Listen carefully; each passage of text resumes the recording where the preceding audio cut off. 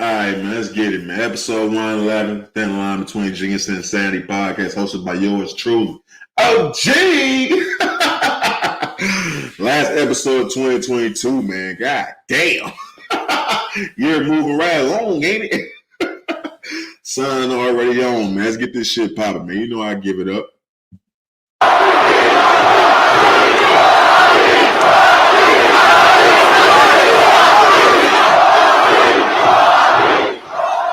Who in the blue hell are you?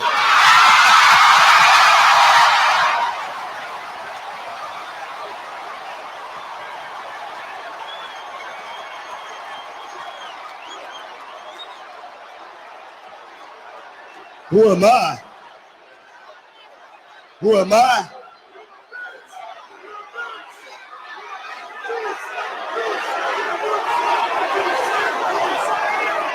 I'm the WCW champion, sucker.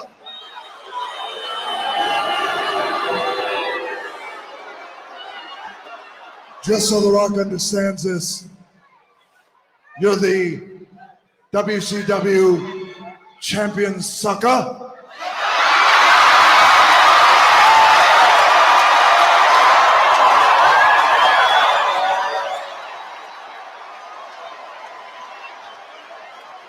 What's more important, The Rock doesn't believe he caught your name.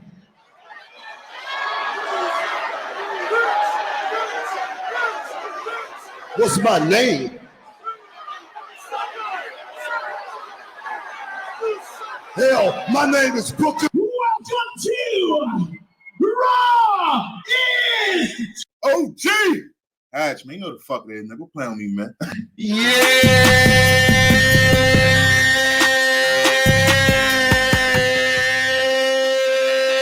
sir!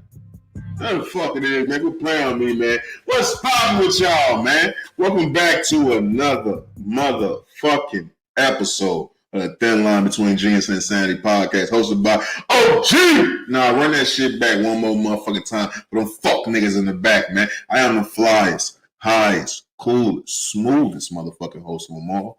OG! Hash, man, you know the fuck it is, man. What's up with the people? All around the world, all my friends. What the fuck is up with y'all, man? How y'all doing? Hopefully out there looking good, feeling good, staying safe. There's a whole lot of shit going on in the trenches, man. I tell you shit each and every motherfucking episode. I want to shout out to everybody around the world that's tapped in and joined the conversation, man. I truly appreciate all love, support. I tell you that each and every motherfucking episode as well. Let's keep this empire brick by motherfucking brick. I'm gonna be honest with you. Episode 111, Thin Line Between Genius and Insanity, hosted by your boy. This motherfucker almost didn't get put out, B.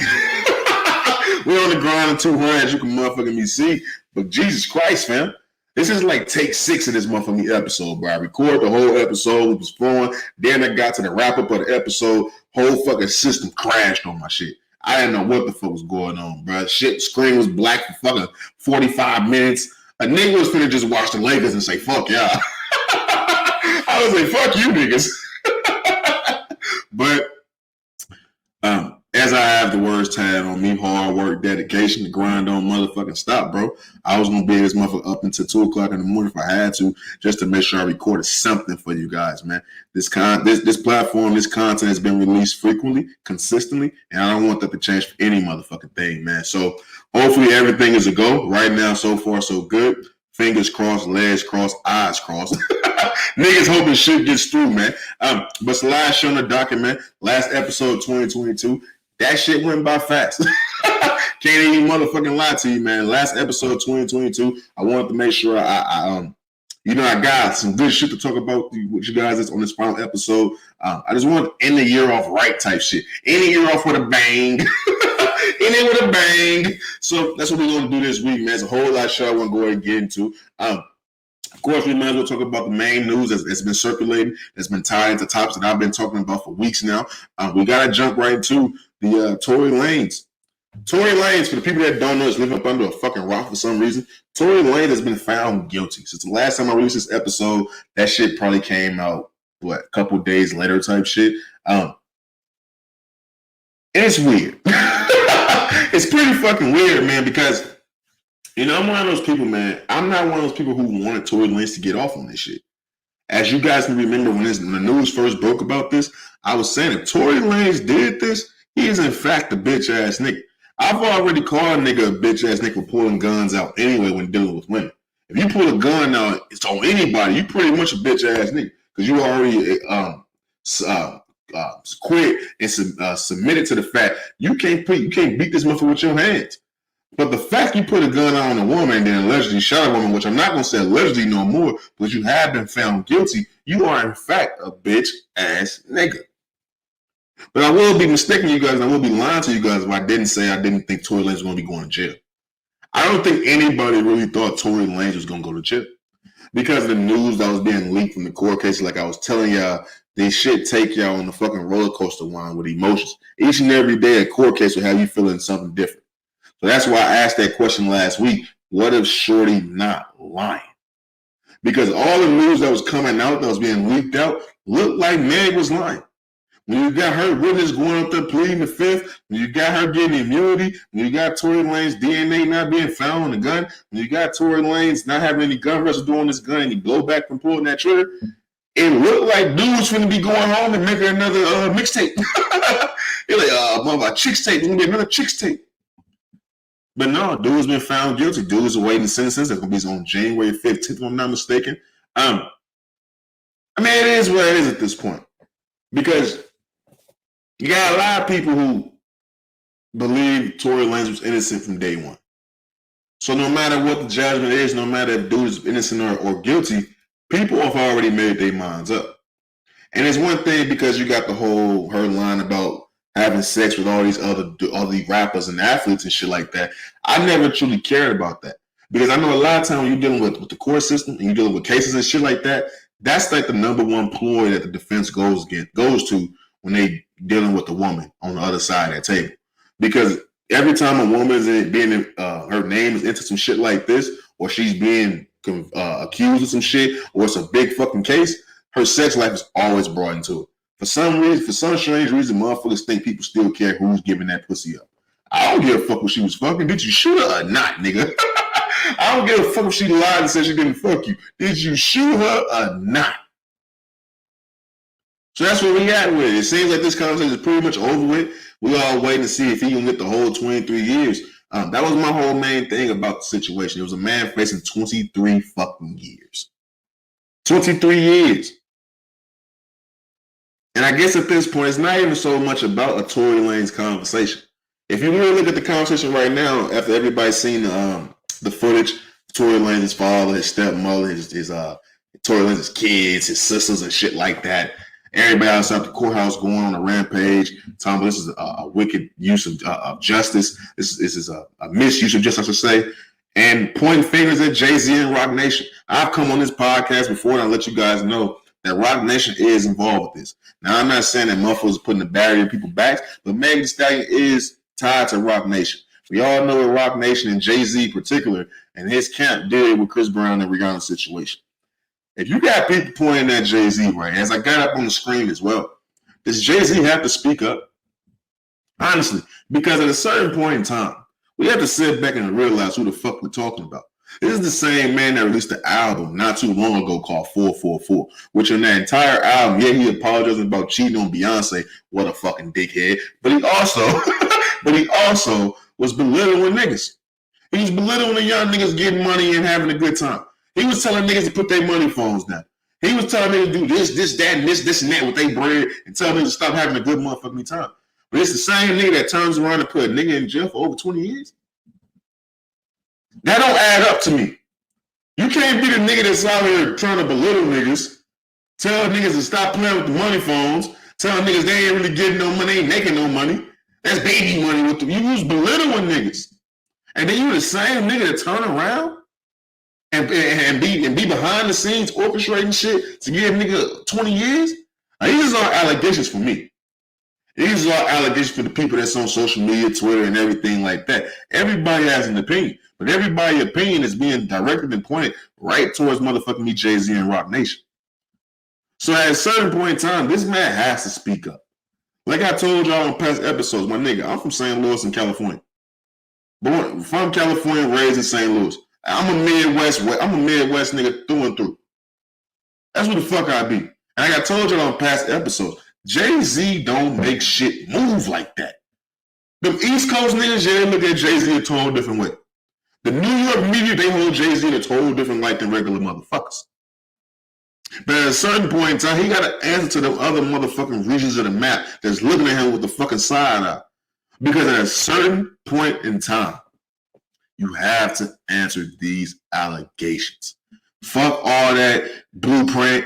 Fuck all that Black Album. Fuck all that shit. Fuck all them Hard Knocks. Fuck all that bullshit music you made, my nigga. Is you putting niggas away? Is you sending niggas to the jail? J-Hova? Mr. 92 bricks some damn self? It's just at a certain point in time, but we can't let that shit slide. The first time these allegations come out, all right, man, let that shit slide. Let it go under the rug. The second time, and now a nigga finna be facing over 20 years? Now, like I said, if Tory Lanez, well, it's not even if Tory Lanez did this. Tory Lanez was found guilty, fam. It just is what it is with that. If niggas want to go back and forth on whether or not he did or not, do that on your own fucking time. I truly don't give a fuck about Tory Lanez. I'm thinking about the entire situation of a nigga who's looking at who's supposed to be some type of fucking OG, big Boston motherfuckers. The same nigga was just belittling and downrating motherfuckers that was looking up to him. He was getting mad at young niggas doing the same shit he was doing. I seen hella pictures of Jay-Z who was a young nigga, mouth full of golds, big ass Cuban links, big stacks of money in his fucking hands and shit. But now that you an old nigga getting caught cheating on your wife, now you want to tell young niggas not to do shit?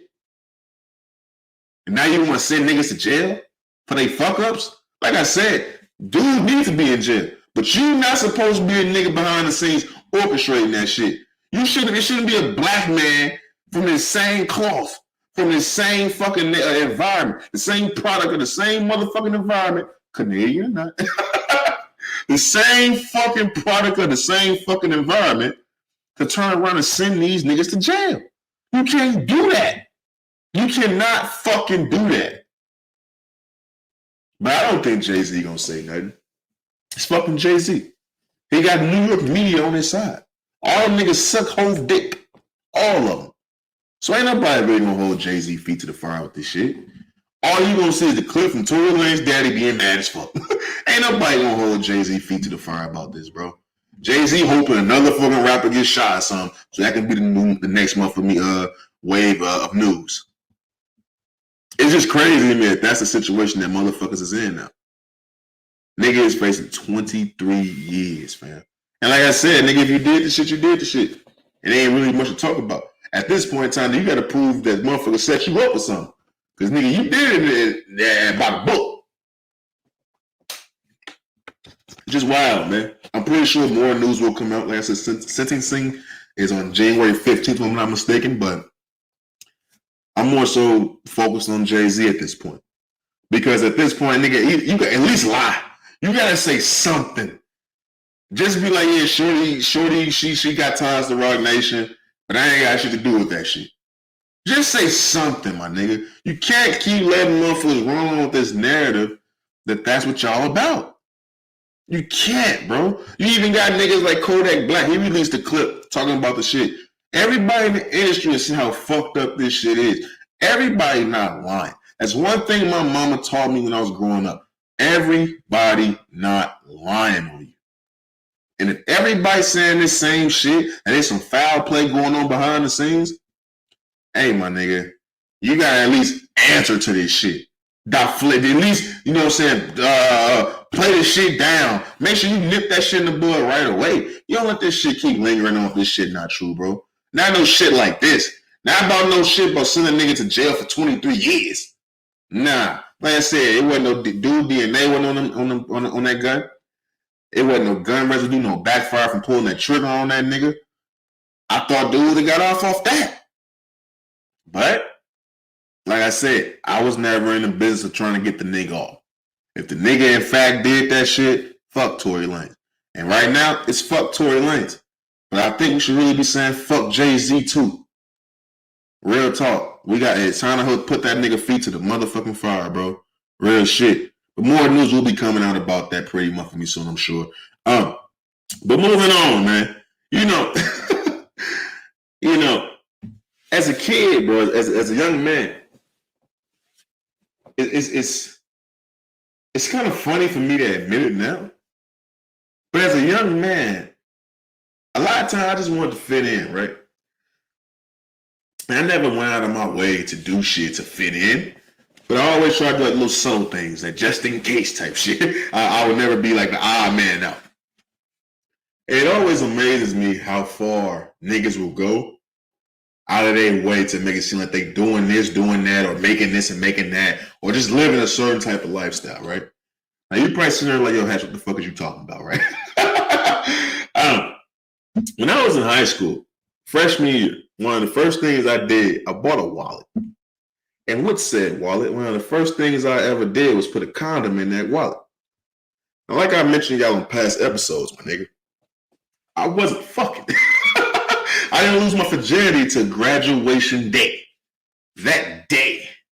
Shortly after I graduated, I was in some pussy, raw and all. So I wasn't getting no ass, fam. But the one thing I always kept on me was a fucking condom. I was a nigga just happy to know what size condom I wore. Like, I was a nigga that got a condom was like, can I fit this motherfucker? I pulled the magnum out like sweating like, I don't know. We finna see. Once I seen that motherfucker was snuffy, it was a snug fit. I was good to go. I just kept one on me. But that same condom stayed in my pocket for 4 fucking years. And for the people watching on YouTube at OGHatchTV, ring that bell, like and subscribe, leave a comment. Please like the video and leave a comment, all that good shit so we can get that shit popping. For the people listening on Audio Mac, Apple Podcasts, Google Podcasts, Anchor, Audible, all that good shit. On the screen, I have protected for what? Why was I so fucking protected? I wasn't using that fucking condom. I put that condom in my shit, that motherfucker said Magnum. By the time I took that shit out 4 years later, that motherfucker said no. That shit was faded. That motherfucker was, you was damn to see through the goddamn wrap. There's been so much sweating, you know what I'm saying, heat applied to that goddamn condom. That shit had STD on as soon as I put it on. That's what the fuck was going on. But I went out of my way, you know what I mean, to make sure I had that on me. Because in my mind, everybody was fucking. I wasn't fucking. I wasn't doing that. Sex wasn't even something that was on my mind. But I always wanted to stay ready in case niggas tested me. In case niggas was like, did the condom check? I forget what movie I was watching. I don't know if it was The Wood. I don't know what the fuck movie it was. But it was like a group of niggas, and they did the condom check. I never wanted to be the nigga who didn't have the condom. Because I didn't want niggas to be looking at me like, look at this big head ass nigga. He ain't get no booty. He ain't get no ass. This big head bootyless ass nigga. This bootyless ass nigga. He ain't get no booty. That's why I didn't want to be that nigga. So I went out of my way to try to fit in, man. It's like I was really getting some ass, but I wasn't even thinking about getting no ass. I wasn't even thinking about it, but I kept that fucking condom on. Why was I so protected? Why am I keeping this condom? And I know I'm not the only nigga out here who had the condom in their pocket that never used it. I know I'm not that. I know I'm not the only dolo nigga who did that shit. So it's like, why did we do that shit? I know why I did it. What's y'all fucking excuse? What's you niggas' excuse? I know why I did the shit. I didn't want niggas to know I wasn't getting no ass. Because every nigga was running around school talking about they just got through busting down the baddest bitch on the block. I used to be like, must be nice. I turned to Light Jennings on these niggas. Wow. It must be motherfucking nice. But like I said, I just never, it dawned upon, I was thinking about that shit the other day, like, why the fuck would I keep this condom in my pocket? Like, why? I wasn't getting no ass, bro. I did it so niggas wouldn't know I wasn't getting ass. I was going out of my way to try to fit in. I was going out of my way to try to look I was living a certain type of lifestyle. So I have to put myself in check when I try to go off on these niggas like, you niggas is faking. Because I was capping before I even knew what capping was. I was probably the cappingest nigga I ever know. Because like that's what I was doing as a kid, bro. And I feel like everybody lies when they did. Probably not now, but every young boy has lied when they did. And if you haven't, you more of a man than me. But every man has done that. Every man can say at one point in time like they was lying on their dick. In high school, you couldn't tell me I wasn't stroking bitches. You asked me about it? Come on, man. Come on. What? Big toe, nigga. I'm killing that pussy. I ain't no shit to do with that pussy. But I kept that condom on me and catch niggas running around testing motherfuckers. I probably would have failed the test, but I was prepared. I was prepared for you to try to cleanse me, motherfucker. Real talk, man. But that's just how I was as a kid, bro. It's funny to look back at it now. Like, damn, bro, I was really faking the fucking funk that hard. Keeping the fucking condom in my wallet, knowing that motherfucker was never going to be used. I didn't even know condoms expired until the fucking senior year and I looked at that motherfucking condom. It was used and abused. Fucking date was on it all fucking... Man, look. I would have cost some shit more to use that motherfucker. Real talk. But it's just funny that that's what niggas do as kids growing up. You go out your way to try to fit in type shit. You know what I'm saying? And it's funny to look at it now. It's funny to hear it now. But it's wild as fuck that's what we do, man. Niggas go out their way to try to seem like they live in a certain life, so they doing certain shit, so they can feel like they're being accepted by other motherfuckers. And I feel like as a 27-year-old man, I can't really shit on motherfuckers for doing that no more. And if you under a certain age, bro, I totally understand. Cause I was once that young nigga. I wanted to be cool so bad. I was lying on my dick. Hey man, got them jokes off. I got them fucking jokes off, B. Real talk. I want to talk about something that I want to talk about this clip that I found of Tristan Thompson, right? And it kind of ties into my whole thinking of what do you do when you fucking the wrong sibling? Let me play this clip for you guys first so you can understand what the fuck I'm saying, man. we don't give Tristan Thompson the credit he truly deserves. I came on here past episodes and I told y'all, that nigga's a GOAT. Niggas be looking at Future and saying Future is a GOAT. He ain't moving like Tristan Thompson. Tristan Thompson is in a league of his own. That nigga he be doing some shit and getting away with some shit I couldn't even fathom as a black man. This black man getting away with some shit on these Caucasian women without a fucking repercussion. This man's a fucking god. Let me play this fucking clip for y'all real fast, man. Hold on. That's your mom? This is my mom. Oh, oh my God. I thought this was. I kept looking. I was like, hold on. Looks familiar. And then you saw her ass and knew it was her? I mean, it runs in the family. You can't laugh. Now look, for the people watching, y'all can't see this clip. Now I will say this. I didn't know Mama Kardashian had ass like that. I'm gonna be honest with you. We know it's bought. We know some ingredients added to that shit. Cement, tire glue, whatever the fuck, filler upper. It's all types of shit in them cheeks. But that motherfucker was fat. I didn't know Mama Kardashian was doing that. I didn't know. So I kind of understand what Tristan Thompson was like.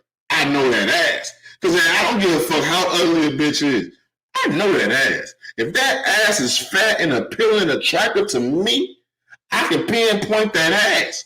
I can pin the ass on the bitch. I can pin the ass on the bitch. That's the fuck I can do. I got the eye like that, nigga. So I wasn't surprised when Tristan Thompson was he identified her mama ass like that. I'm not surprised. That motherfucker was fat. So when they made me think, what do you do when you fucking with the wrong sibling?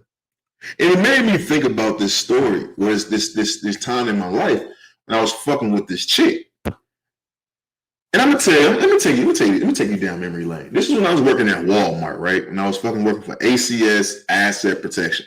In other words, I was a fucking door greeter. Yes, Hatch was a fucking door greeter. I was around 21 years old at this time, working at Walmart being a door greeter. The shit was lit at first, I'm not gonna lie to you. You can just imagine my cool suave ass at the front door, you know what I'm saying, meeting and greeting motherfuckers. I wasn't meeting and greeting the niggas. No, you know me. I'm meeting and greeting everything bad in that motherfucker. Anything from motherfucker me 19 to 27, I'm icing that. What's up, baby? How you doing? I'm me. I was on it. But it was like fucking Six Flags for a single nigga. To be honest with you, if you know how Walmart get down, it's some bad bitches walking in and out of Walmart. But as I'm in there, you know what I'm saying? It was this chick that came up to me. She introduced herself. We get to talking and shit like that. Very beautiful woman, very beautiful black woman. Skinny as a motherfucker though. This is the first time in my life I ever fucked with a Glorilla built woman. Like she was built like Glorilla. Now it wasn't a curve in sight, but she was fucking beautiful. So we give her, we exchange numbers, we talking things of that nature. A couple days go by, Shorty live in the area, so I'm like, fuck, I'm gonna swing through after work. We gonna smoke, talk, you know what I'm saying, get to know each other a little bit more. In my mind, I really had no intentions on fucking Shorty.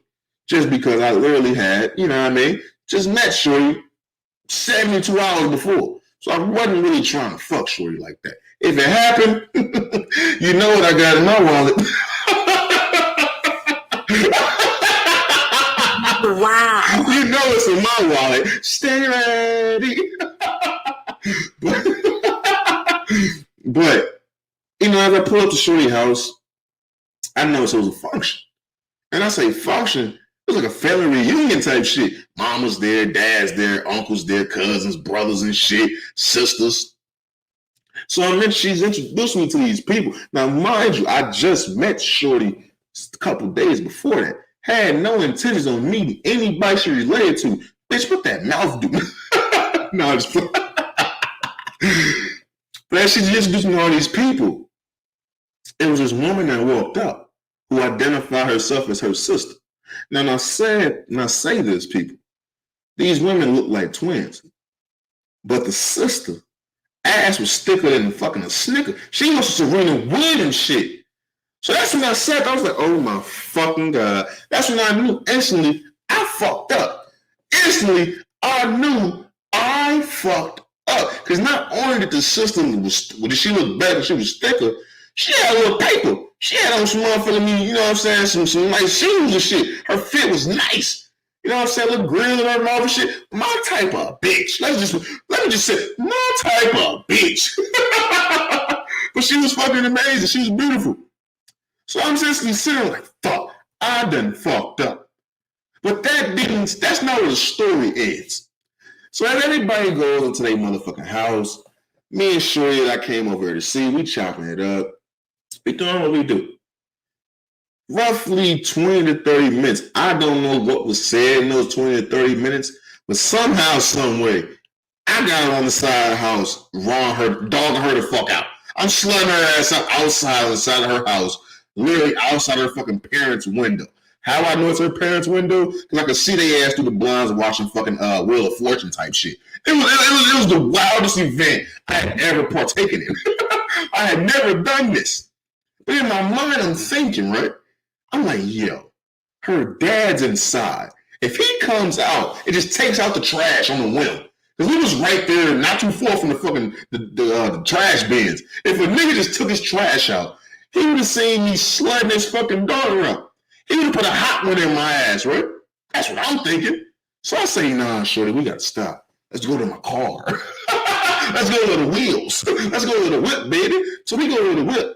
And it's important to know this. I wasn't in none of my Jeeps. I didn't have my Jeeps at the time. I was in my Kia Optima. Not only was I in my Kia Optima, that motherfucker was fishbowl. You could see anything and everything in that motherfucker. And not only was that motherfucker fishbowl, it was literally parked right in front of their house. So as motherfuckers is looking out the window, I'm literally knee deep in shorty pussy. I'm going to work. Let me tell you this again. I'm going to work. Wow. Like, I'm in that motherfucker sweating hard. That Optima was small. Nigga, it smelled like pussy and dick, and it was just wet-ass seats. So as I'm fucking shorty, I happen to look up. Who do I see walking towards the car? Her fucking thick-ass sister. Thick-ass sister in straight disgust. She was so disappointed. Seeing her sister getting the fucking slammed and choke slammed and pedigreed all in the back of that Kia Optima. But in my mind, as she was walking towards me, I said, sure, you don't even understand. In my mind, I was just fucking the shit out of you.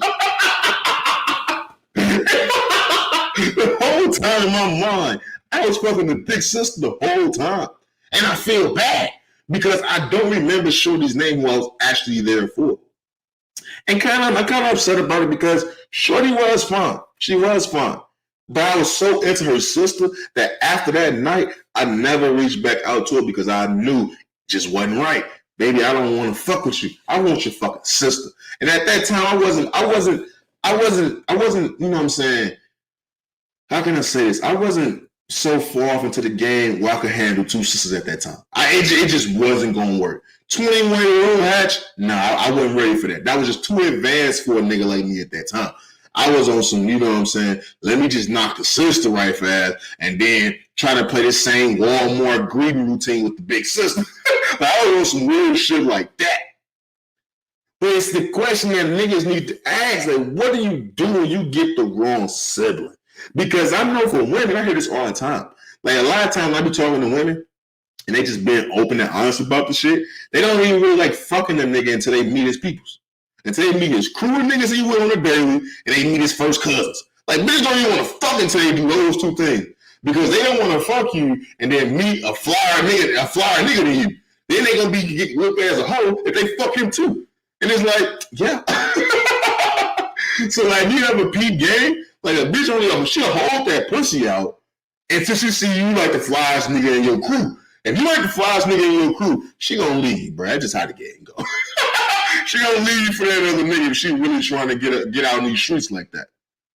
But that's what women do. Women will wait, hold off, scan the whole playing field first, then get that pussy. A real bitch, if you pay attention. It's like niggas don't do that. Niggas just be trying to knock down any and everything moving. You know, when you playing D-line and you playing football, and some motherfucker me run option, they say hit the fucking mesh point, hit any and everything moving. That's what niggas be trying to do. But it's like that's a wild space to be in when you realize you got the wrong one. Sure, you with as fine as you thought she was, she don't look half as nice once you see who she really friends with, who she related to, and that's more your speed. It's a wild time. It's a wild position to be in. It's a very wild position to be in. Real fucking talk, man. But let me know what y'all do if y'all been in that situation, man. Hit me up on social media at OGHatch. Hit me in a DM or drop a comment on YouTube. Leave a review on Apple Podcasts or Google Podcasts. Let me know. I'm going to check those out. But moving on, man. You know, I want to get into a story that I want to talk about last week, but I just kind of forgot. Allergies and shit started fucking up halfway through the episode, so I just want to get the fuck up out of here. It's going to tie into Anthony Davis at the end. For the people watching on YouTube, see I got my AD jersey on. But I want to start this and talk about Tyrell Tyler. Now, I know a lot of you probably don't know who the fuck dude is. I didn't know who the fuck dude was. Never heard him a day in my life. But for the folks that need to know this story, Tyrell Tyler was a 22-year-old NBA player who recently retired. And he retired due to anxiety. I know. A lot of you probably sitting there like, what? That's the first thing I said when I first heard this. Anxiety? Nigga, this little bitch ass nigga off the hardwood. You pussy. Fuck you got anxiety for, you bitch made ass pussy boy, you bitch. That's what I was saying. But like 35 to 45 seconds went by. And then I just started to think about the shit a little bit more. And I totally understand where Tyrell Tyler is coming from. Because, you know, man, these kids, man, they don't live the same life that we lived when we was kids. And I'm not talking about no old school shit, you know, how the old generation shit is softer now. I'm not talking about that, bro. What I'm talking about is, you gotta understand, when I was in youth programs and playing ball, I didn't just play one sport. I played football. In high school, I did football, wrestling, and I did track and field. All year round, I played sports, different sports. And the reason why I bring it up now is because you gotta look at the climate now when it comes to these basketball players. We're just going to focus on basketball because we're talking about a basketball player. These basketball players are literally training like pros since they're like 7 to 8 years old now. These niggas is playing basketball year fucking round. The mileage on these young niggas' tires now is not what it used to be. If you pay attention to the rookies that's coming to the league now, these niggas' bodies be beat the fuck up. Where is Lonzo Ball right now? LaMelo ass is back and forth off the fucking injury table. He always in the fucking doctor's office type shit. Look at all these young niggas that's coming to the league. We know about Zion, but he's a fucking anomaly because of his weight. Look at Ja Morant. That nigga knees ain't good. All these young niggas that's coming into the league now be injury riddled because they pushing their body so fucking hard and playing ball all year round, training like fucking pros. I forget who was telling the story. I think it was Chris Broussard. He was talking about, he didn't want to name the player because he didn't want to expose business. But he was telling him how the player was saying how his mom was, helping him reach his dreams. And as a kid, each and every fucking day, she would have him shoot 1,000 jump shots a day. And she would be the ball girl. She would have him shoot 1,000 jump shots a day as a fucking kid, bro. Listen to what I'm telling you. 1,000 jump shots a day. And motherfuckers would be like, yeah, look, he made it to the NBA. He reached his dreams. True. He reached his fucking dreams. But you have to take into the fact that that little nigga was training to be the greatest of all time. He wanted to be Kobe. How I just told y'all last week, niggas when we playing sports, nobody wanted to be the O-line. Nobody wanted to be the sixth man, the fucking bench rider, the nigga who was just on the team. Niggas was training to be Kobe, LeBron, Jordan, Tracy McGrady, Allen Iverson. Niggas was trying to be stars. So when I take all that information, like, okay, damn, these kids been training all their fucking life. Dude, 22 years old, since he was 7, 8 years old, basketball every fucking day, all day. Training, all big time trainers, all fucking training drills. AAU. I'm looking at Bronny right now. I can't tell you when the last time Bronny didn't play basketball. Bronny either playing in the season or he playing AAU. Every fucking week is Bronny playing basketball. It can be the middle of fucking June. Bronny's playing basketball. It's crazy to me. But when you take into consideration, that's what these kids is doing. Then they get it to the NBA. You got motherfuckers with their hands out. The whole hood thinking you finna be the next one to blow. Niggas got their hands out. Everybody your cousin all of a sudden. Not everybody expecting you to have these huge fucking benchmarks in the league because they see you make it. But that same young impressionable ass kid who really didn't get a chance to live life. He's been locked in grind mode since he was 7 to 8 years old to be the best. Once he makes it to that level and realizes he's nowhere near the best, what do you think that does to his mental? Because what if we're talking about, some young black niggas, right? I'm gonna put myself in those shoes. I'm a young black nigga. I gave my first NBA check. I'm balling. You got the Jason Tatums of the world who, never spent none of their NBA money, just spent endorsement money. Fuck that. For the sake of this conversation, get my first check, I'm balling the fuck out. Mama get a car, I get a car. We gotta live somewhere. Get in the house. So I didn't already cash that motherfucker out. Because in my mind, nigga, I'm that nigga. I'm finna get that Supermax real fast. He don't break the rules to pay me. But you get to the motherfucking me practice, you gotta go to Luka. You know what I'm saying? You get to practice in Atlanta, you gotta go against fucking Trae Young, DeJounte Murray all day. You gotta go to OKC, like fuck, I go to OKC, nobody there. They got fucking Shea Gilgeous out there. You got Lakers, you got LeBron, Russell, AD. You can't even say shit as a rookie on that team. You go with the Clippers, John Wall, Reggie Jackson, Paul George, Kawhi Leonard. Anywhere you fucking go, it's fucking head busters. So as a kid, all his life, thought he was going to be the greatest, the best thing walking. Who everybody got their hands out and praising and holding them up to this high podium as if they're going to be the next fucking Michael Jordan. When they get there and they realize, no, these niggas is shitting on me. I don't have what it takes for real. What do you think that does to a young nigga's mind? Yeah, you got niggas like me who'll be like, I'm gonna just tighten my motherfucking bootstraps and go to work. That's not everybody, bro. Because we're not talking about a regular motherfucker. We're talking about a nigga who's been sheltered, a nigga who's been having his ass and dick sucked all his life. We're talking about a nigga who motherfuckers is praised all his life. He's been the man all his life. And motherfuckers got their hands out for this nigga. That's stress. Compounded amongst the stress of having to crack the fucking rotation. Once you crack the rotation, you gotta fucking perform. Bro, these niggas is going through a lot. It says a lot to me to see a 22-year-old admit he has a problem. Because we know the NBA lifestyle, the pro athlete lifestyle. The NBA, they on the road every other motherfucking day, if not every day. It's a fast lifestyle. And if you're going through that fast lifestyle with mental problems and anxiety problems, bad decisions are bound to happen. So as a 27-year-old man, like, yeah, when I was 20, well, when did I start going to therapy, bro? I had my accident fucking 2018.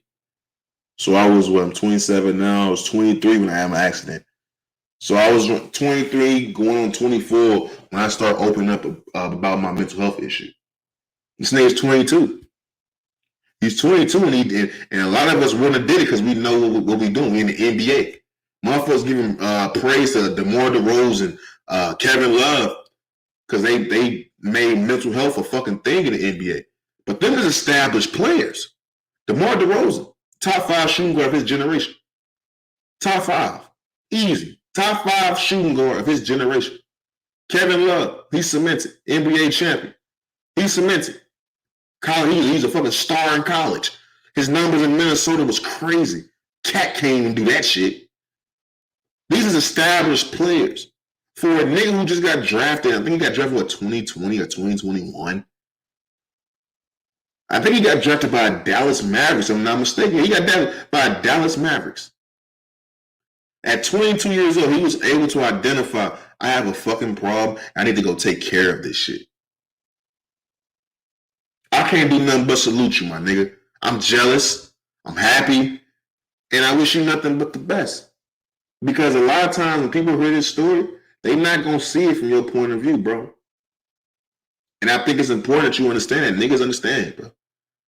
Yeah, you're going to have the dickheads up there be like, oh, nigga, you just threw away a lifetime. You just threw away a Willy Wonka ticket. No, he didn't. No, he didn't. Dude can step away, get his fucking mind right, come back in his man body, and go back to the NBA. Seen it happen before. Pat Bev got drafted, went overseas for about 5 years, then came back. PJ Tucker went overseas, came back. It happens. They say you didn't hit your prime till you're 30 anyway. He got 8 years. But this lends me over to Anthony Davis. Because I got my jersey on. I'm a Laker fan. Everybody knows this shit about me. Anthony Davis is my favorite player in the NBA. I can't even say it with confidence because I talk so much shit about Anthony Davis. And I talk so much shit about Anthony Davis being hurt. And I'm not alone in that. That's damn near the whole fucking world. And I never took the time to think about Anthony Davis's POV. He can't help that he's hurt, bro. I remember when I was playing ball, right? I used to get hurt. I tore my meniscus. Didn't get surgery. Went out there and wrestled on it. All I did was switch stances. Said, fuck that. I'm just going to switch stances. They ain't going to touch my right leg. And it worked. I did track and field with it. It worked. Growing up, I didn't realize that everybody's different. Listen to what I said. Everybody's different. Watching ball, you see LeBron twist his ankle. He just tighten his shoes up and then take off for a 360 dunk or windmill or some shit. Everybody's different. When you look at Anthony Davis, this nigga was 6'2", grew to 6'10" over a summer. I'm pretty sure that's why his body's so fucking fragile. I went from 5'6" to 6'2". My sophomore to junior year. I went from 5'6" to 6'1", then graduated at 6'2.5". My knees is fucked up. So I can only imagine what Anthony Davis is going through. Every time he would grab his back, I used to talk shit. I can't talk shit no more. Because I got to put myself in a mentality like this. This nigga gets hurt, right? And the entire world, instead of fucking clapping and, you know what I'm saying, how they do it every game, clapping when the player get up off the field and get a thumbs up. They don't do that shit with Anthony Davis.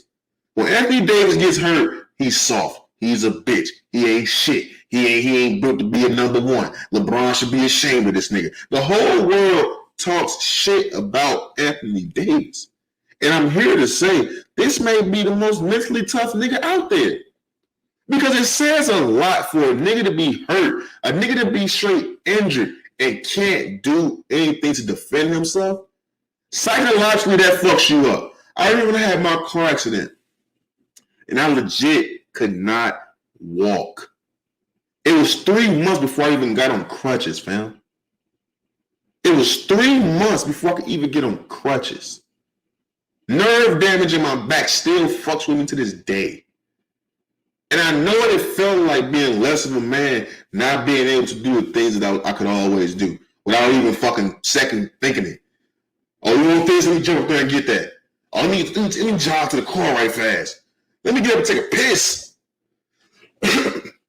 I felt less of a man not being able to do the things that I'm used to doing. And I didn't have the whole world talking shit. It was just me and my thoughts. So I can only imagine what it's like for Anthony Davis for year in and year out to get hurt off some of the most bizarre shit in the world. This last time he got hurt, the nigga twisted his ankle in mid-air. I've never seen that before. And it's not, they said it's not even a fucking ankle sprain. It's some other shit going on his foot. But I've never seen a nigga fuck their foot up in the air. But it happened to this nigga. So it'd be the most bizarre things happening to this nigga that he can't control. You can't control if you get hurt or not. But the whole fucking world talks shit about this nigga. I'm just here to admit, bro, he more of a man than I am. He more mentally tough than me. I work a fucking 9 to 5 and I got mental issues. I can only imagine what it's like when you got millions upon millions.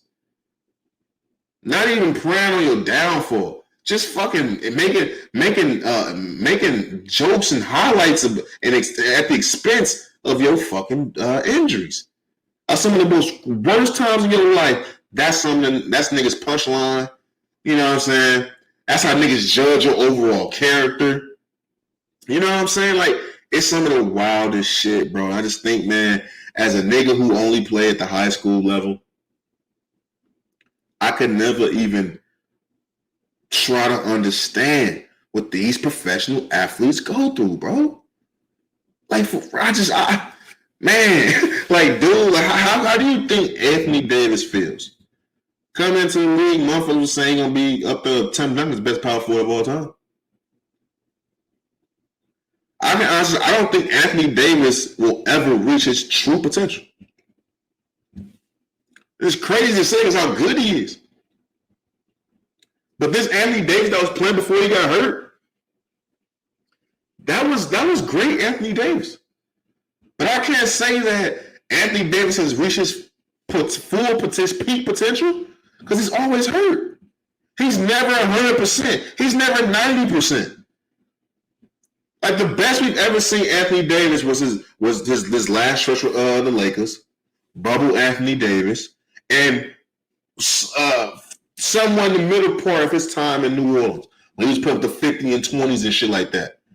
Those was like the best versions of Anthony Davis. But none of those Anthony Davis versions were healthy. None of them. He's always had something. So it's just like, yo, damn. Like, think how he feels. How do you think he feels? A nigga know he never reached his full potential. I was watching fucking Denver Nuggets last night.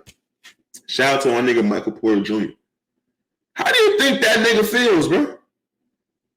Because he ain't nowhere near the nigga they said he was going to be from out of high school because of the back injuries and shit like that. And that shit still fucks with him to this day. He just got back not too long ago from a fucking back injury.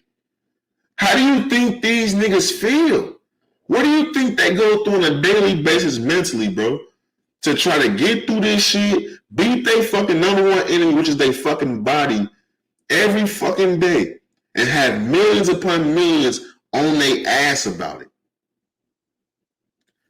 We don't think about that shit, bro. And I mean, we fans of the game, so we don't really care about that shit sometimes, but I think that needs to change. We need to start caring about that, bro, because nigga at 22 just retired. I would have never imagined I would read that headline. A nigga's retiring because of anxiety? But that's just the day and age we live in.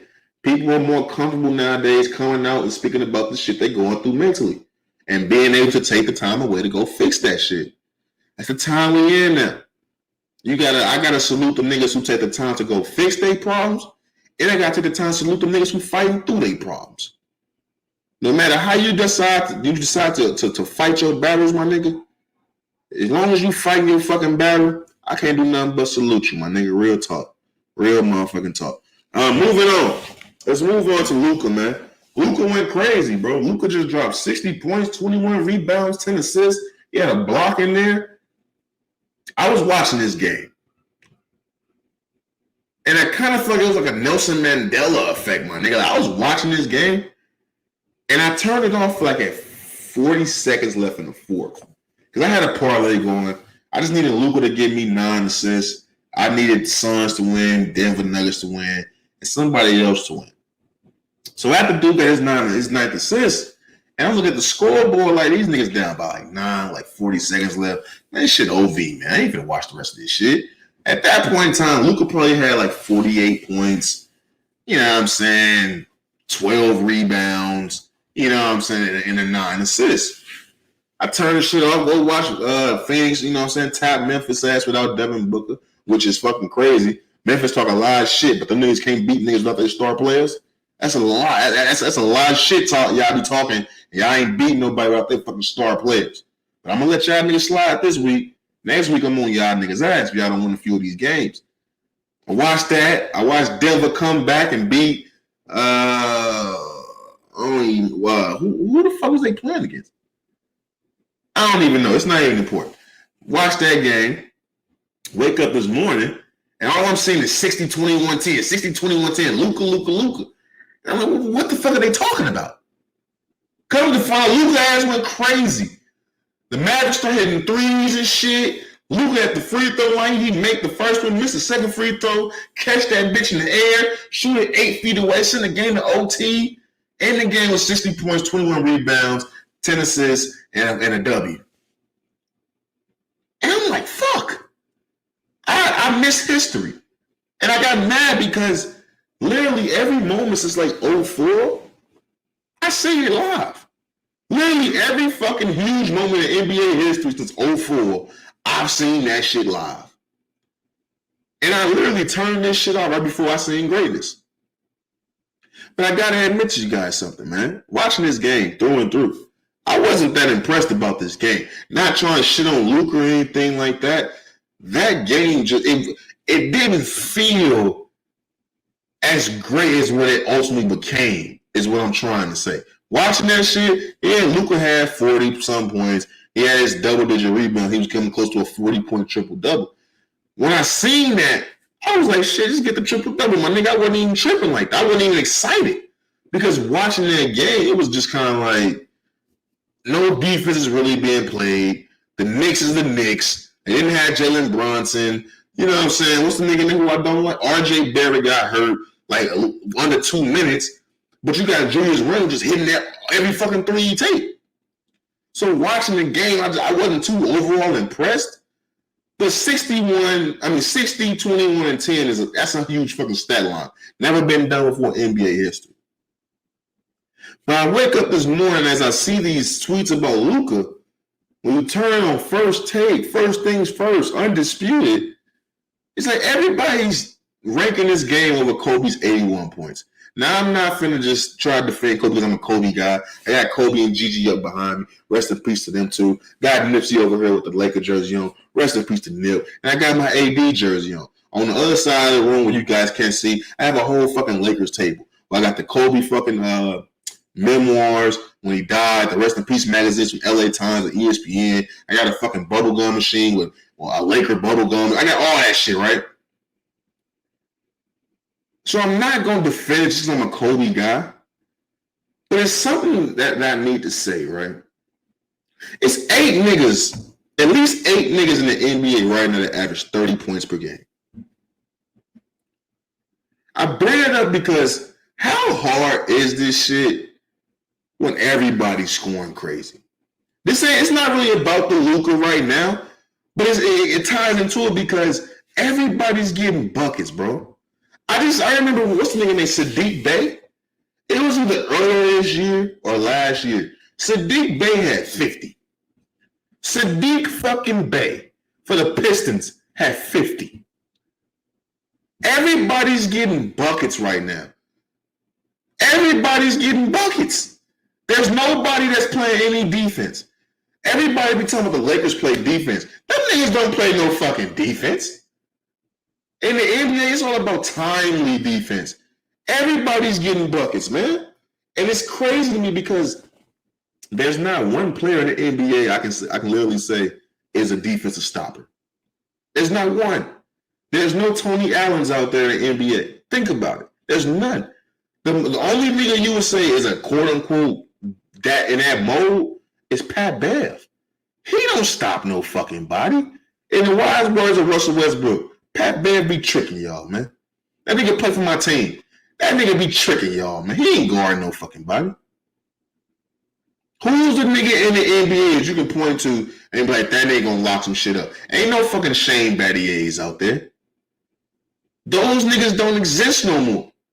And I'm not trying to poo-poo niggas like that, but it's like, damn, everybody's getting buckets, bro. You can't turn on no game and not see a nigga go off for at least 30. You can't find an NBA game where a nigga don't have at least 30 fucking points. Everybody's getting buckets now. So when I see niggas trying to rank this game over Kobe's 81, it's like, that's 81 fucking points.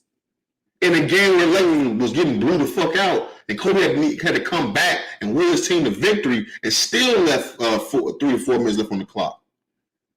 If you're going to say this Luka game is better than Kobe's 81, you might as well say James Harden's 60-point triple-double was better than Kobe's 81.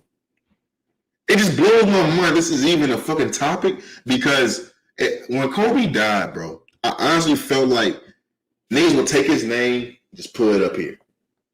Leave him, he dead, leave him alone. All that shit talking gotta go. But it's like every fucking 2 weeks when something happens, Kobe just get lower and lower. They just keep trying to lower Kobe, and it's like, dude, what the fuck? None of these niggas is better scorers than Kobe Bryant. None of them. None of them. And I hate making it a Kobe topic, but it's like, fam, everybody's getting buckets. Everybody's doing this, and the third. Well, every time somebody making a fucking accomplishment, why do we gotta keep tearing down Kobe Bryant? What about Larry fucking Bird? I got it on the screen. Is Larry Bird overrated, bro? Because niggas, when they talk about Larry Bird, they never talk about his defensive prowess. They never talk about how he was Magic Johnson with the passes. He was a decent passer. He was a decent read. He was a really good rebounder. And they ain't talking about his shooting ability. When they talk about Larry Bird, what they talk about? The 3-point shooting contest. When he walked in, who coming in second today? When he was out there shooting his warm-ups and shit. Like, that's like the hard shit to do. He shot in a fucking jacket. What did he fucking do? But this nigga Larry Bird never averaged 30 points per game in the season? What? Jason Tatum's about to set franchise history for the Celtics because he's going to be the first to score 30 points per game in the season? How the fuck is Larry Bird ranked over Kobe Bryant? How? Man, fuck them 3 MVPs in a row. How the fuck is that nigga that's never averaged 30 points per game in a fucking season better than Kobe Bean fucking Bryant? Make that shit make sense, bro. Because if Kobe was a better scorer than you, my nigga, if he a better defender than you, my nigga, and y'all equal at the passes, what the fuck are we talking about? What the fuck are we talking about? But this the nigga that don't nobody want to take down? Like, look, man, I love NBA history. I love that shit to death. Because you see, when it's cool to see the evolution of the game. But I'm getting fucking sick and tired of seeing motherfuckers knock down Kobe Bean Bryant, believing this fucking bird face ass Larry Bird up there. And he did the shit y'all say he did the best. He don't do that shit better than nobody playing now. Not a motherfucking soul. Not a fucking soul, my nigga. But it's like, Everybody's talking about how great this nigga was. And I'm not saying he wasn't a great player. But he ain't greater than Kobe. Tear that nigga stats the fuck down. That nigga ain't played all my fucking life. But this nigga, he moralized for some fucking reason. Nigga ain't never averaged 30, bruh. 30?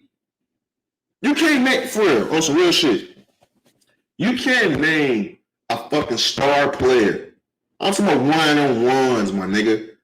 I'm talking one-on-one. I'm talking about top tier star players. I can't name one. I can't fucking name one that didn't average 30 fucking points per game. I can't name him. I can't name him, bro. It's like any nigga ever let the league score average at least 30. I'm talking about from Jordan. You know what I'm saying? Of course, you got the Wilts. I'm talking from Jordan on. Any nigga that's ever led the league in scoring, that nigga averaged 30 plus. And you telling me Larry Bird never averaged 30 fucking points per game? Come on, bro. Like, nah, man. Fuck that shit. I'm here to say it. That nigga overrated now. Now, when he was playing, he probably was rated properly. But as time is going by, have other niggas that came into the game, he got to get the fuck out of here. Put that nigga down. He may be the coldest white nigga at that time. That don't mean shit to me. You telling me Larry Bird better than Dirk Nowitzki? You telling me Larry Bird better than Dirk Nowitzki? If you gonna tell me Larry Bird's better than Dirk Nowitzki, how? Because he damn sure wasn't a better scorer than Dirk Nowitzki. He damn sure wasn't that. How the fuck is Larry Bird rated so high, bro? When as time goes on, as we see the niggas that's coming off this fucking court, y'all rate everybody below Larry fucking Bird besides LeBron James. And I'm tired of this shit. I'm fucking sick and tired of it, man. Real motherfucking talk, bro. Real motherfucking talk. But enough of that, man. I just talked about two fucking white basketball players back to back. Kobe Bryant, Michael Jordan, LeBron James, Tim Duncan, Shaq. Just throw some niggas out there. Fuck. Too much of that Caucasian on my tongue. Real talk. But shout out to Luka, man. I really fuck with Luka. I fuck with Bird, too. I'm just tired of niggas tearing down Kobe. Like, niggas, I feel like Kobe dropped every fucking week in the fucking rankings, bro. And Larry Bird just stayed in that 5 to 7 range. And it makes no fucking sense to me, bro. It truly fucking don't. You know, I want to take the time right now. You know, I want to take the time right now to give somebody, say, they flowers that truly, truly deserves it. You know, cue the applause, please. I know. Thank you. I want to take this time and give a flowers to a woman who's a legend in her own right. I don't really see how things could be how they are today in my life without me thinking about the countless times this woman has helped me through the hard times of my life. There's been a lot of lonely nights. You know what I mean? A lot of lonely nights, you know what I'm saying? I needed this woman, and she came through every motherfucking time. I'm talking about Nasty bitch. every motherfucking time. Wow.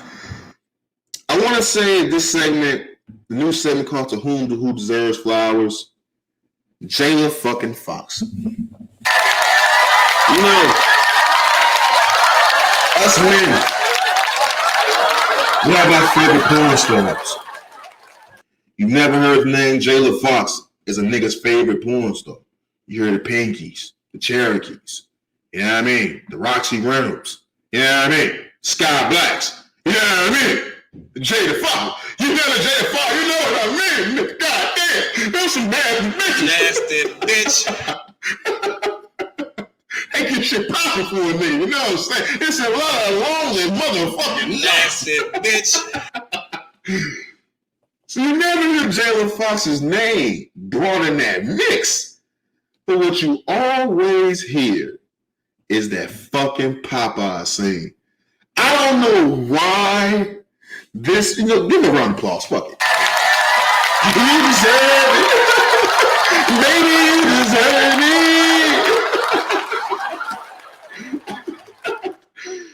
But it's like that fucking Popeyes porno. It has almost every nigga under the age of 30 in a chokehold. I don't know why that does something to us. And this is not something that I have to go dig, go find and dig deep in the research department to see if niggas like this video. Niggas talk about this Popeyes video often. Go on Twitter, you will see it. Shorty in that fucking in that button up. Look like she want to serve you some shit. She ain't serving no chicken. She's serving ass. Wow. Like that Popeye scene is by far the most popular porno for a nigga from the age range of 21 to 30. Ask any black man about the Popeyes.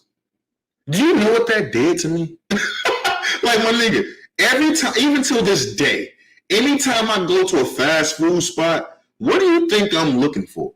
I'm not waiting on no fucking the nice heading of the bag of food. Man, fuck that food. I'm looking for the bad bitch who's looking to get her cheeks clapped, nigga. That's what I'm on. I be looking for it. I be on that.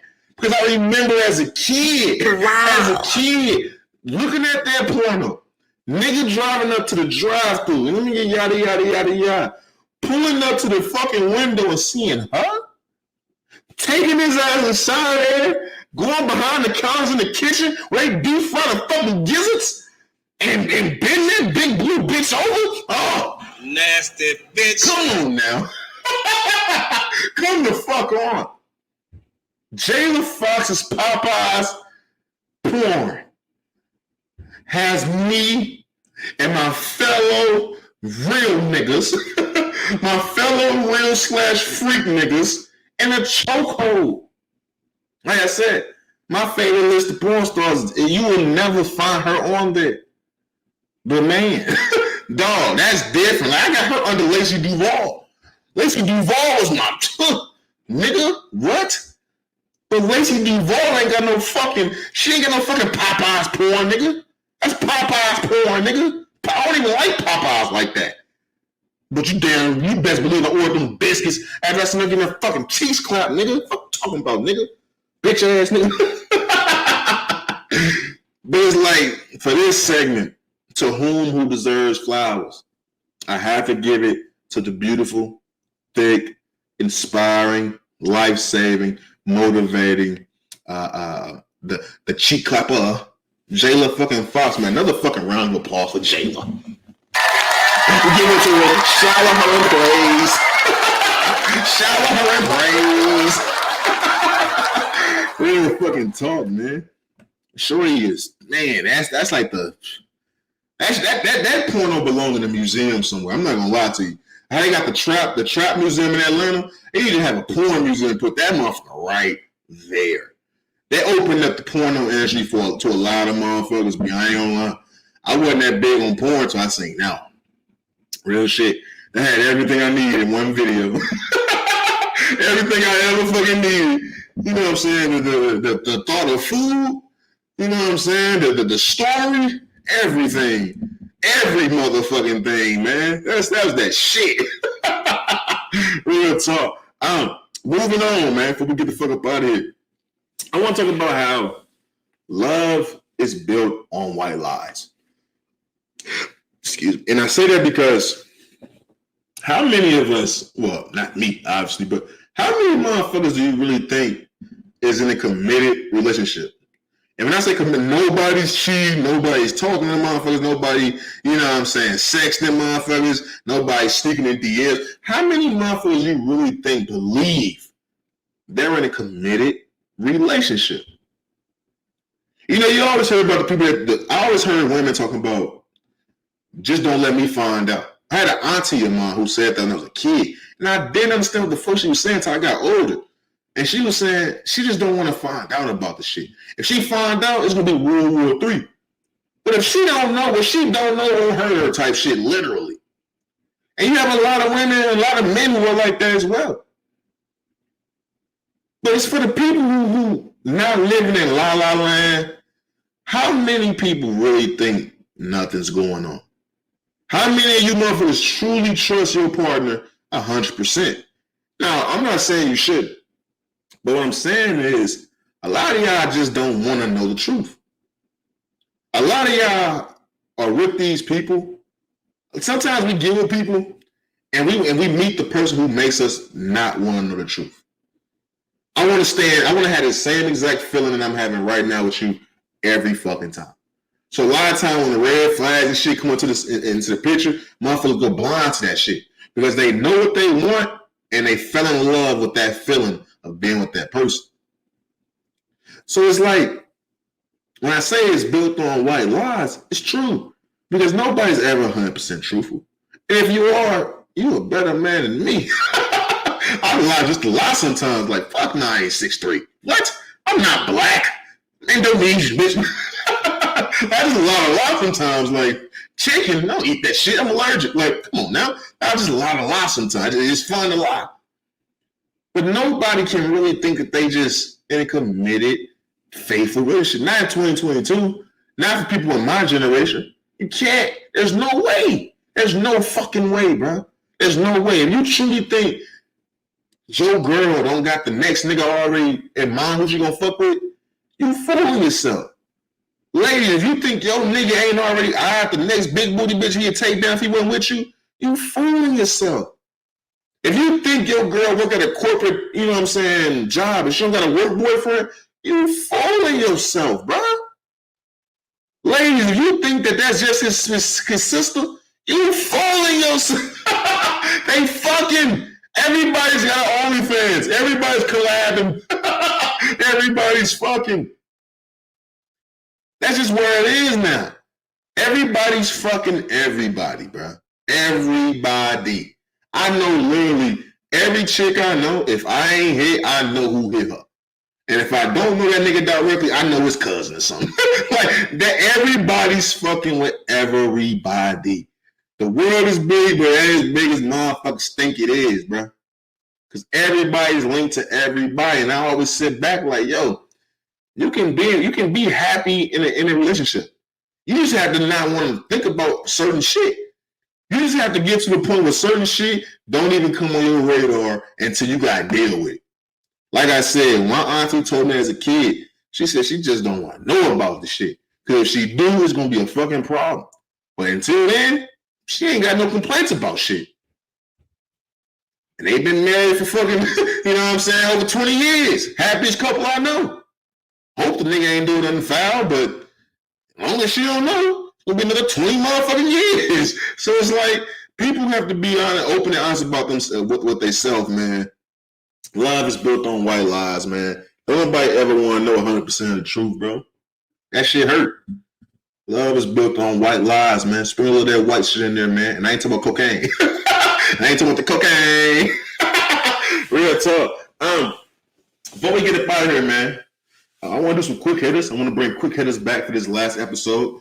Just a few little things I want to touch on before I got up out of here. Like I said, the last episode of 2022. It's been a great fucking year, man. I'm going to touch on that before I get up out of here. So I want to get into quick hitters right fast. We got the podcast on up. First up on quick hitters. We got to talk about Tua. Tua Tagovailoa has been concussed again. He's in the concussion protocol. He won't be playing this week against the Patriots. They got Teddy Bridgewater out there. He's going to be playing. Look, man, I don't want to see Tua play football again. I just don't. Like, dude, he's not built for football. He's one of them baseball niggas that shouldn't play baseball. Because he's too small, bro. Look, I don't have anything against short people. I don't. But there's certain things a short, small in stature motherfucker shouldn't do. And a short, small in stature motherfucker who's not fast at all, like, it's rare you see a short motherfucker that's not fast.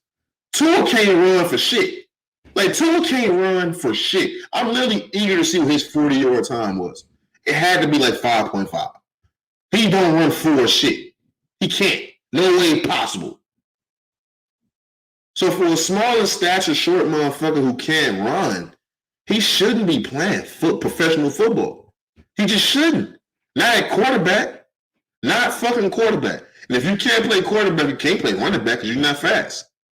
There's nothing you can play in the football in the NFL if you're not fast, bro. And Tua is not fast. And on top of that, he's not big at all. The fucking defensive line be throwing that nigga around like a fucking rag doll. And the thing is, I don't even think they be trying. Like, I've seen niggas hit Tua and not even like lay the wood on dude. They just be slamming dude to the ground when they falling, and his fucking head bounce off the fucking ground every time. It is because he's so small. They used to tackle niggas at 6'6". What's the nigga name? Josh Allen? Justin Herbert? These niggas like 6'5", 6'6".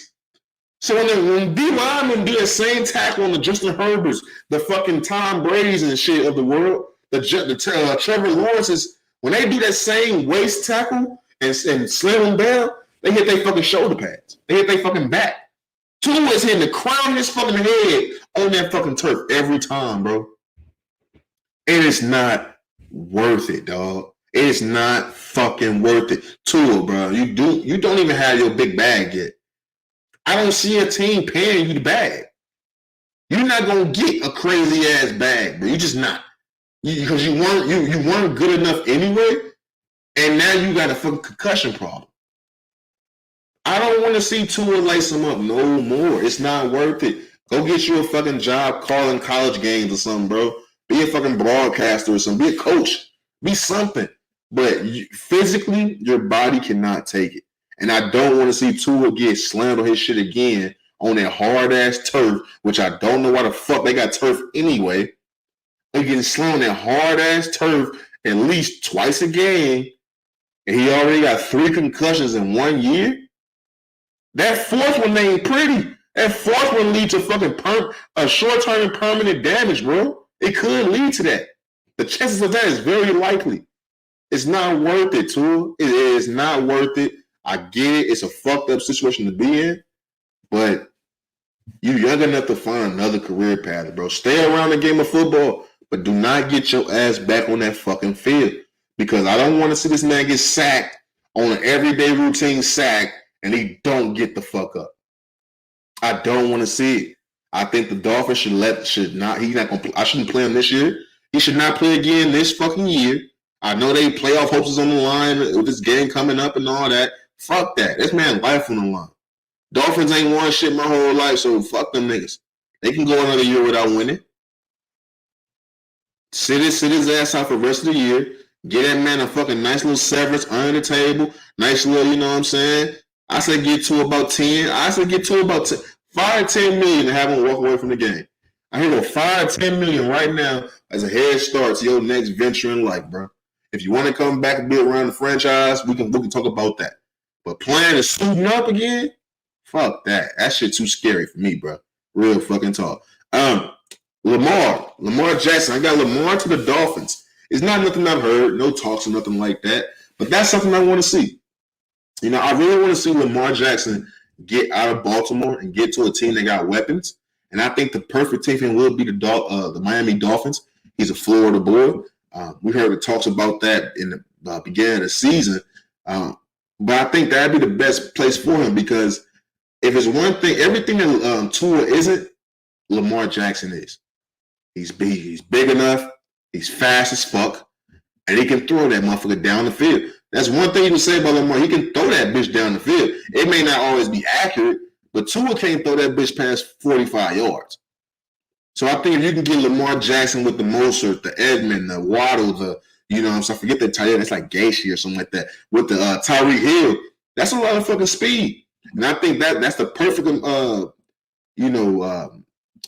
complementary weapons that Lamar Jackson needs for this point in his career, because I don't think Baltimore is ever going to give Lamar Jackson the weapons he truly needs.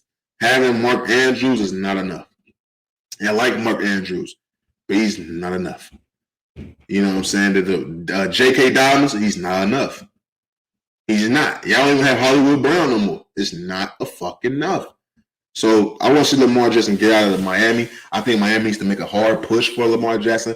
Now that Tua's having this injury problem, this concussion problem, I say Dolphins make a hard push for Lamar Jackson. and get him up out of Baltimore. I know Baltimore's trying to franchise tag him and shit like that, but if they some real niggas, let that nigga go. You ain't gonna pay him any fucking way. Real talk. Next we got Gunna. Gunna is free. Gunna is out walking around these streets.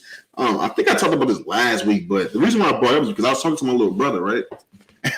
And it's when I knew I was old. The nigga said he didn't care that Gunna snitch. His music still hard. And at first I looked at him like, nigga, what the fuck you just say to me? But then I had to think about it, bro. We in a total different age, man. We in a total different age, bro. Like, these niggas, these kids don't give a fuck no more, bro. They don't. Like, it's crazy because on one hand, on one side of the coin, these kids prove that they don't got shit to live for. But on the other side of the coin, it's like they don't care about certain shit. Like the snitching shit back in the day was like #1 crime committed in our culture. But nigga snitched, he was done. He couldn't sell cookies. If a nigga snitched, he couldn't sell cookies to a fucking at a bake sale. But now it's like a nigga snitched, they don't really give a fuck. They truly don't give a fuck. My little brother was like, shit. He said, I don't care about that shit. He said, I won't put myself in that position. So where I'm, snitching on motherfuckers. So he said, you don't even give a fuck. And I was just like, you know what? I'm happy they don't give a fuck. And I'm happy that's what the kids think these days, bro. And brother, my brother's grown ass, man. I don't like to call him a kid. I still see my little brother as the same little nigga used to be running behind me, getting on my goddamn nerves. That nigga for be 21 this next year. Nigga got his own place, own car, nigga working and shit. That nigga's a grown ass motherfucking man. But I'm happy that the generation after me don't give a fuck about that shit. Because my generation, niggas 50 is like 75-25 with giving a fuck. 75% of us give a fuck about snitching. 25% of us wasn't really outside. The generation after me, it's like 80-20 the other way. 80% of the generation after me don't give a fuck about snitching. If that music hard, cool. If they can find a way to justify what the fuck you did, they will do that. So with the gun and talking about YSL is a gang, and now Young Thug can't use that defense and all that. A nigga like myself, I look at it as snitching, at least dry snitching at the least. But these kids, man, they don't give a fuck about that shit, man. As long as he put out some shit, some shit that sound like that, the music he was putting up before he had this shit going down, that nigga still gonna be in the same position he was always in. Cause say what you want about Tekashi, I'm not tapped in with him, but he looked like he living the same exact lifestyle he was living before he went to prison. That nigga be overseas a lot, getting a fucking bag where real money's at anyway. So, what the fuck is snitch? That stop snitching movement wouldn't exist in 2022. That's a fucking fact. Before we get out of here, the last quick hit I want to hit y'all with. The movie, The Last King of Scotland, that came out years ago. Forrest Whitaker, James McAvoy, the nigga that played Professor X. You got Kerry Washington in as well. When I was a kid, I saw this movie. And everybody was talking about how gruesome this movie was. And I only thought of it like that because of the scene where Kerry Washington is cut the fuck up. And she got her legs sewn, her arms are where her legs supposed to be. That was the only part of the movie that was really gruesome to me. So I wanted to go back and watch to see, like, what the fuck? Because it's about the whole Idi Amin story. And I gotta say this, bro. Because in no way am I trying to glorify Idi Amin. He's a piece of shit human. He's a piece of shit person. He's a bad person, a dictator. He did everything a dictator would do. He did that shit. But in this movie, bro, I don't give a fuck how bad a nigga was. The part that pissed me off about the whole movie is that somehow, some fucking way, they found a way to have a white man calling shots. If you watch this fucking movie, James McAvoy plays a fucking doctor that came to the fucking, what was it? Is it the Congo? I don't know what the fuck it was at. I forget the name of the place. He goes there and he's a doctor that Idi Amin, you know what I'm saying, falls in love with. He looks at this fucking white doctor to be his fucking conscience. He asking the white doctor like important decisions to be made and shit. Like I'm just sitting back like that's one thing America will do. White America will find a fucking way to make it seem like the white man has his hands in every motherfucking thing. This shit didn't even take place in the United States. And they had the audacity to make it seem like a white man was helping this fucking black man do this shit. And the white man wasn't even getting the backlash from the shit. He was like the innocent, you know what I'm saying, naive nigga just helping him make decisions about killing motherfuckers. You know what I'm saying? Like it blows my mind, dog. Like, white people gonna let us have shit. And that's not even shit I'm trying to claim. But it's like, damn. Like, can I just see the real Idi Amin story, bro?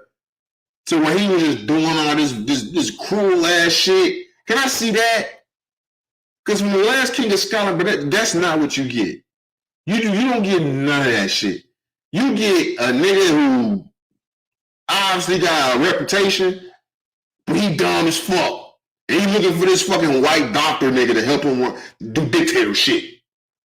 It blows my mind, B. Lucky I fuck with James McAvoy, you know what I'm saying? Good actor. I fuck with Forrest Whitaker, but that movie was some bullshit. That movie was some true bullshit. And I guess because it's the last King of Scotland, you know what I mean? The doctor was from Scotland, so I see how they tried to finesse it, but nah, bro. That wasn't the Idi Amin story, but that was a fucking white man acting like he had some juice and inserting himself into some shit to make it seem like he was the nigga helping Idi Amin make these fucking horrible decisions, but he didn't know. Get the fuck out of here, man. They found a way, boy. They found a motherfucking way. I think that's all we got, bro. I want to get the fuck up out of here, man. I'm be honest with you. I'm quite aggravated. Like I have to record this whole episode all over again. And somehow, some way, it's longer. Like what the fuck? It's longer than the first time I recorded, but we're gonna rock the fuck out, man. You know, I want to say this because it's the last episode of 2022. Next time you guys hear from me, it will be 2023. Let me just check the calendar to make sure it's the 28th right now. Next episode will be recorded on the 4th. Yeah, so we'll be well into 2023. Man, I want to say this to you guys. You know, this year was a little bit different from the year before. The first, you know, in phase one, pretty much a lot of this took place in 2021. We had our grind on 100. In 2022, we took a huge gap in between episodes, from episode 100 to episode 101. We took over a 3-month break. And within this year, this podcast has grown a lot. This podcast has grown, and at times I didn't even know it was growing, because there's week in and week out. I look at the numbers, and I still have this weird fucking thing in my mind to where I compare myself to not only me but to fucking Joe Budden. Like it's weird as fuck. I'm comparing myself to motherfuckers I can't compare to. So when I see my numbers, a lot of times I'm never satisfied, but I'm very much disappointed because I feel like I should be way more than where I am right now currently. But I realized in 2022, after I took my large hiatus, after I came back and got I was sharing the Arizona, what's the name of that magazine? I was sharing the magazine. The podcast was featured in the magazine. Sorry about forgetting the name. I'm sorry, it's a lot of shit going on right now behind the scenes. Also being noted that I was in the top 10 shared podcasts around the world globally. That was big for me. And a lot of times, man, I'm saying to say that you never know what you're really doing, the impact you're truly making, when that's what you're focusing on. When you're focusing on, you know what I'm saying, hitting certain marks, a lot of times you can miss the beauty and just creating. You know what I'm saying? And small numbers add up, bro. And that's one thing I learned in 2022. Small numbers add the fuck up. 7 plus 7 is 14. Plus another 7 is 21. 28. You know what I'm saying? It goes on and on and on. And one day you'll look up, you at 100 and something. You know what I'm saying? It just goes on and fucking on. And it's all about being consistent. And it's all about falling in love with just creating. And that's the mode I'm in. That's the grind I'm in right now. Just falling in love with creating. I want to keep creating great content for you guys. It's challenging for me because every episode is new. No matter how good last week's episode was, the episode that I'm currently recording will never have anything to do with that. Because you can't follow up your last week's success.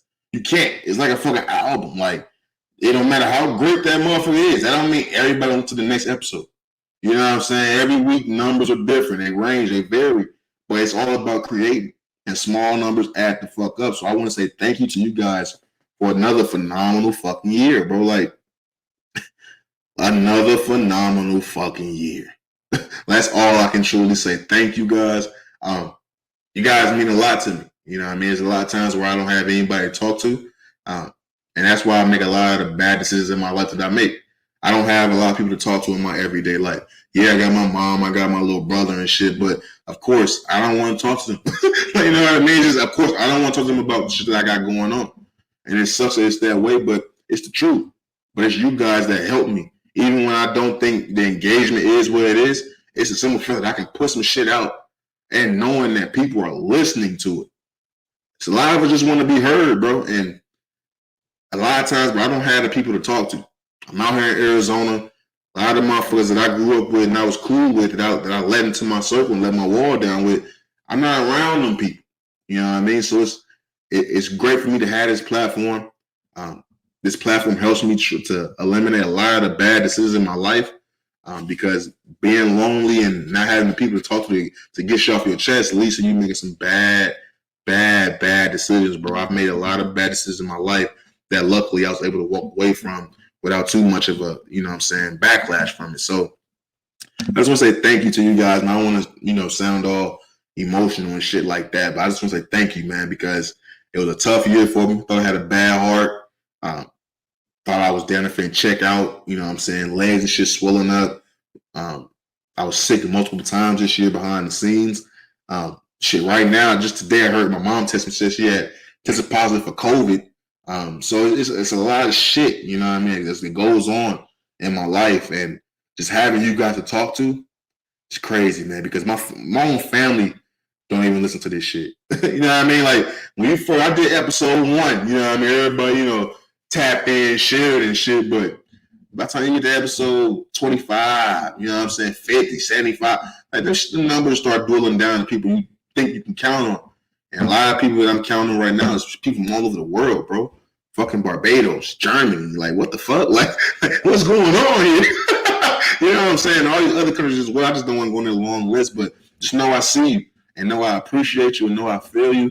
And I won't stop, man, because I know you hear me. You know what I'm saying? So it's great to have you guys to talk to week in and week out, man.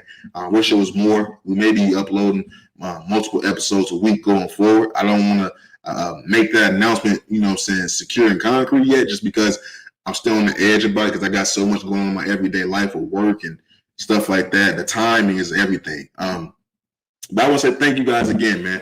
I don't want to keep rambling on. It's been a long-ass episode. We over an hour and a half in this motherfucking studio right now. Once again, thank you guys.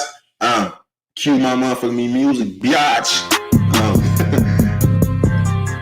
I want to say, you know, I give it up on this side, man. It's all love these ways.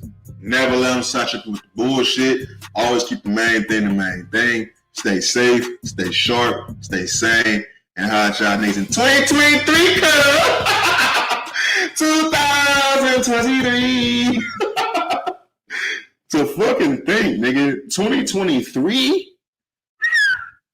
Yeah, that shit around the corner, man. That shit is around the motherfucking corner. If I can, I do want to play the original version of the intro I played earlier, because that's some of the best fucking segment from in WWE history, man. I need that one more time. Give it to me, fellas. Hold on. That's your mom? Oh, that's not it. That was Tristan Thompson. What the fuck? That was TNT. But you know what? Fuck that. Booker T and the Rock, y'all niggas cool enough. We're going to end this off on the wise words from Tristan Thompson. Look how he finessed his way through this fucking situation, man. Hold on. That's your mom? This is my mom. Oh, oh my God. I Thinks this was. I kept looking. I was like, hold on. Who looks familiar? And then you saw her ass and knew it was her? I mean, it runs in the family. You can't laugh. Justin Thomas for president, man. I'm out this month, man. I'll try next week, man. Peace. Welcome to Raw is OG. Hatch, man, you know the fuck it is, nigga. Play on me, man.